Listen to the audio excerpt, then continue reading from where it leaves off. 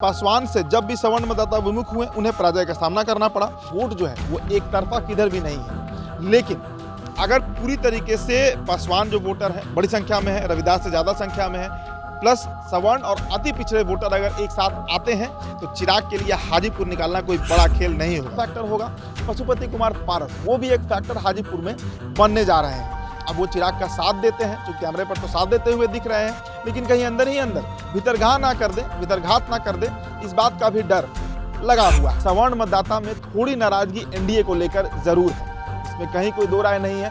और खासकर राजपूत समाज जो है वो थोड़ा सा एनडीए से खपा है इस चुनाव में। इसका कहीं अगर रिपरकशन दिखा तो शायद चिराग के लिए ये सीट फंस सकता है। बिहार समेत पूरे देश में 4 चरण का मतदान जो है वो संपन्न हो चुका है। अब 5वें चरण का मतदान है जो कि 20 मई को होना है।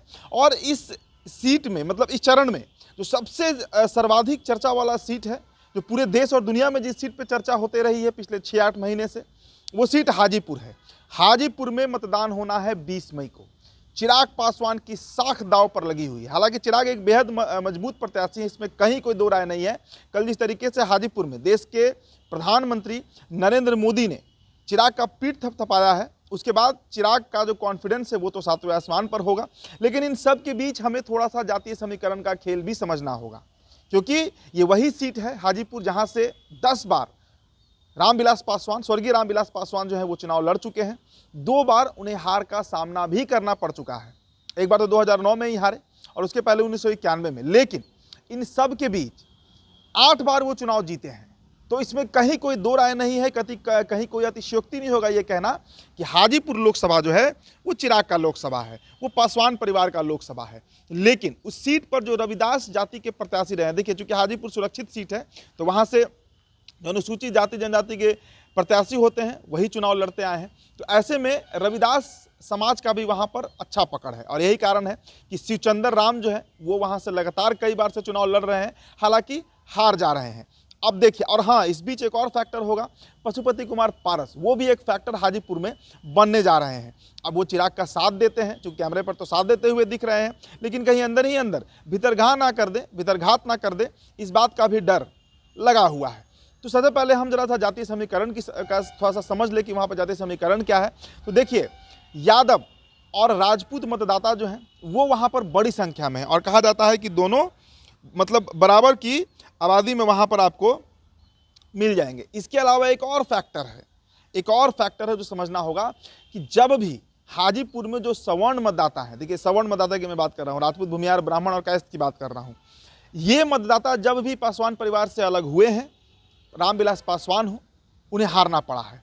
और 2 बार जो हार हुई है उसके पीछे यही कारण बताया गया कि सवर्ण तबका जो है वो रामविलास से अलग हो गया। हालांकि देखिए, रामविलास पासवान की एक बड़ी खूबी रही, पासवान समाज से आते हैं, पासवान जाति से आते हैं, लेकिन सवर्णों के बीच उनकी बड़ी अच्छी पकड़ मानी जाती है। कहा जाता था कि वो सभी जाति के नेता हैं और कुछ वैसा ही व्यक्तित्व अब चिराग पासवान का भी देखने को मिल रहा है।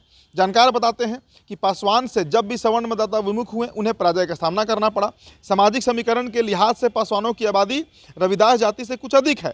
महागठबंधन के राजद उम्मीदवार शिवचंद्र राम को माय समीकरण और अति पिछड़ों के अलावा अपने स्वजातीय मतदाताओं पर भरोसा है।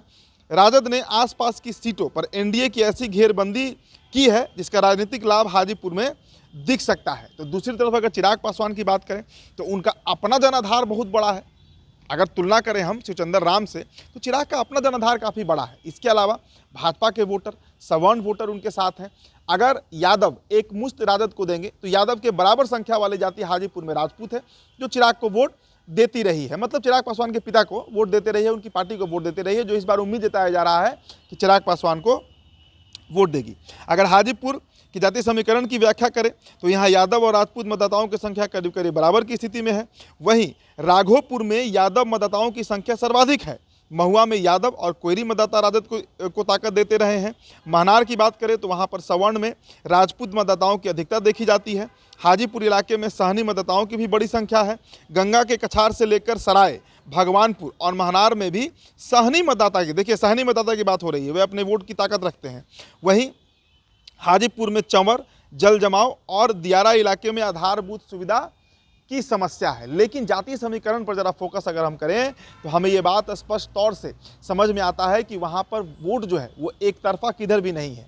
लेकिन अगर पूरी तरीके से पासवान जो वोटर हैं बड़ी संख्या में है, रविदास से ज़्यादा संख्या में है, प्लस सवर्ण और अति पिछड़े वोटर अगर एक साथ आते हैं तो चिराग के लिए हाजीपुर निकालना कोई बड़ा खेल नहीं होगा। देखिए, कल प्रधानमंत्री ने ये बात भी कहा कि चिराग यहाँ से जीतेंगे, ये मुझे पता है, मैं उनके लिए वोट मांगने नहीं आया हूँ। लेकिन हाजीपुर की जनता को ये संकल्प दिलाते हुए प्रधानमंत्री दिखे, जिसमें उन्होंने कहा कि रामविलास पासवान का जो गिनीज बुक में नाम गया, जिस रिकॉर्ड मत से वो हाजीपुर से जीते थे, उस रिकॉर्ड को इस बार तोड़ना है। तो आप सोचिए कि कितनी बड़ी रणनीति के तहत प्रधानमंत्री ने ये बात कही होगी। एक बड़ा वोट तबका जो है वो इस इंतजार में है कि हाजीपुर में वोटिंग हो और वो चिराग के पक्ष में जाए। लेकिन इन सब के बीच सवर्ण मतदाता में थोड़ी नाराजगी एनडीए को लेकर जरूर है, इसमें कहीं कोई दो राय नहीं है। और खासकर राजपूत समाज जो है वो थोड़ा सा एनडीए से खफा है इस चुनाव में। इसका कहीं अगर रिपरकशन दिखा तो शायद चिराग के लिए ये सीट फंस सकता है हाजीपुर का। हालांकि ये बहुत मुश्किल है, बावजूद इसके ये बात कहना अतिशयोक्ति नहीं होगा कि वो सीट फंस सकता है चिराग पासवान के लिए। लेकिन उससे बड़ा जो फैक्टर है, जो भीतरगात का फैक्टर है, जो वीडियो की शुरुआत में मैंने कहा था, वो पशुपति कुमार पारस हो सकते हैं। क्यों पारस हो सकते हैं? देखिए, पशुपति कुमार पारस केंद्रीय मंत्री थे, अंतिम समय तक प्रयास करते रहे कि उन्हें टिकट मिले, लेकिन बीजेपी ने उन्हें पूरी तरीके से साइड कर दिया, दरकिनार कर दिया। हालांकि जो सर्वे रिपोर्ट हाजीपुर में बीजेपी करा रही थी चुनाव के पहले, वो हाजीपुर में पारस के पक्ष में नहीं था। बावजूद इसके कुछ वोटर तो ऐसे रहे हैं जो पारस के साथ रहे हैं। और उससे भी बड़ा फैक्टर ये है कि पशुपति कुमार पारस जो है वो 1984 से, उसके मतलब जब से रामविलास पासवान चुनाव लड़ना शुरू किए तब से हाजीपुर का सारा बागडोर पशुपति कुमार पारस के हाथ में ही रहा। कहा जाता था कि रामविलास सिर्फ नामांकन देने और भाषण देने हाजीपुर पहुंचते थे, बाकी वोट जोड़ना, वोट तोड़ना, ये सारी रणनीति पर पशुपति कुमार पारस काम किया करते थे। तो कहीं उस रणनीति के तहत पारस गच्चा ना दे दे, पारस जो है वो भीतरघात ना कर दे, ये अनुमान जताया जा सकता है। ऐसा होगा नहीं, क्योंकि पशुपति कुमार पारस जो है वो भी अब चिराग की शक्ति से अच्छी तरीके से अवगत हो चुके हैं, रूबरू हो चुके हैं। बावजूद इसके समीकरण क्या बनता है, हाजीपुर लोकसभा में चिराग और शिवचंद्र राम के बीच कांटे की टक्कर है। प्रधानमंत्री का दौरा हो चुका है और अब जो उम्मीद जताई जा रही है कि तेजस्वी यादव का भी करीब 5 जनसभा जो है वो हाजीपुर में किया जाएगा शिवचंद्र राम के पक्ष में। अगर आप हाजीपुर से हैं, हमारे वीडियो को देख रहे हैं, तो हमारे कमेंट सेक्शन में बताइए कि हाजीपुर में किसकी स्थिति मजबूत है। फिलहाल इस रिपोर्ट में इतना ही। मेरा नाम उदित तारन है, बहुत बहुत शुक्रिया।